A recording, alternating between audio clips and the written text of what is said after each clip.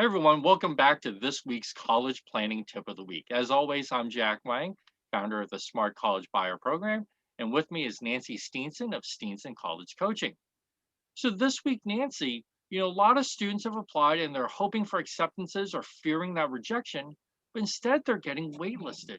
What's going on? That is a very timely question. We are seeing a lot of students getting waitlisted. So let me explain why that's happening. In this year, this pandemic, applications surged at the most selective universities. This is a very small fraction of all the colleges and universities out there, but the very elite, very selective colleges and universities saw a huge surge in applications.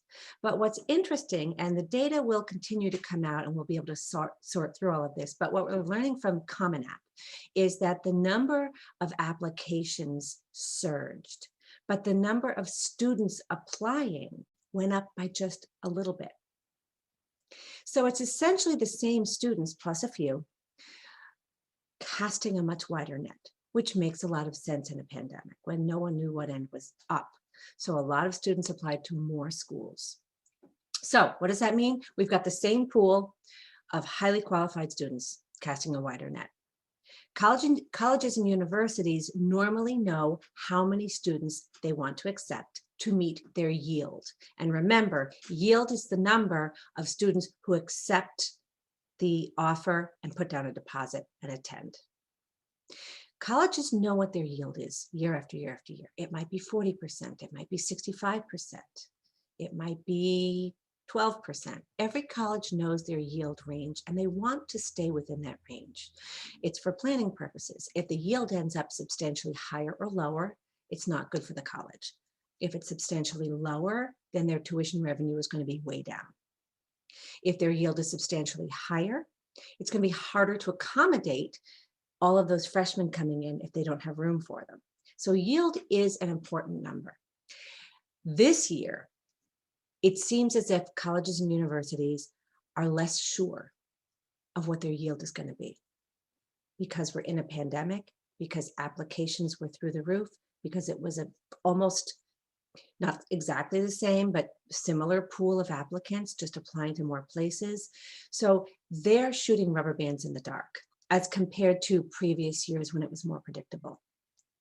So it's much harder for them to predict their yield. What do? Well, they're accepting a certain number of students and they're putting everyone else on deck.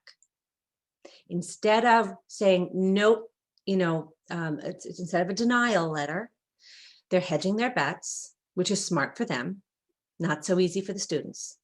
And they're putting far more students than usual in their waitlist category because they're not sure what's going to happen with their yield. And once they see students putting down deposits, if it's substantially down, they'll pull from that wait list. If it's not, they won't. Having said this, in previous years, we would traditionally counsel a student to not count on coming off a wait list. Because if you look at the data in the past, colleges can put hundreds and hundreds, even thousands of students on a wait list and take 4 off. We see those kinds of numbers. So we never want to count on a wait list. Now, people who are far more versed in this than I am are predicting that we will see more movement off wait lists this year than we have in previous years. But it will be interesting to see. But you are right. We are seeing so many frustrated students getting waitlisted in unprecedented numbers. So that does make sense, unfortunately. So if a student is waitlisted and they really want to go to a particular college, what can or should they be doing?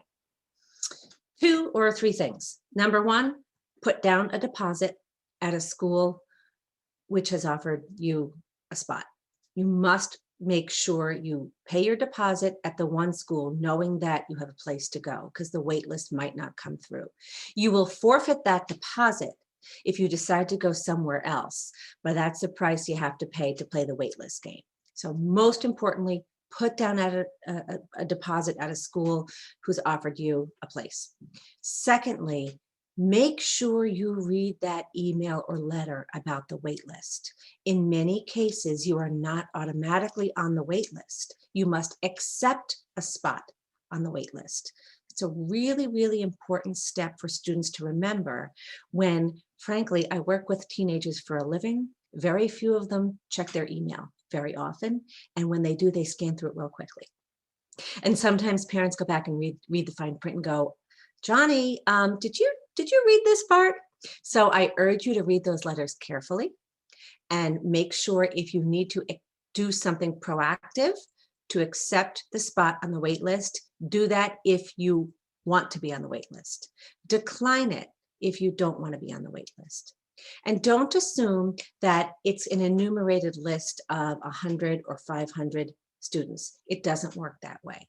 It's not that they take the first person off the wait list and then they take the second person off the wait list.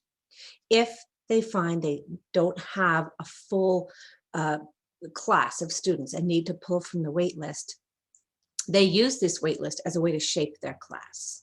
So they may say, we're a little shy in nursing, the nursing major, or we like to represent every state and we didn't have anyone from Montana or South Dakota, so they'll pull students from there.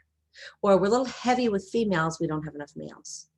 So they use the wait list as a way to shape the class, and it's not a matter of being first on the wait list or anything like that. It doesn't work that way. So you can't control that. The last thing I'll say is if you're very, very interested in the school, please go ahead and write as a part of your accepting a place on the wait list, write a brief email expressing that this is your first choice, that if you're if you were offered a spot, you would absolutely take it. And that, and perhaps some recent achievements or bragging points.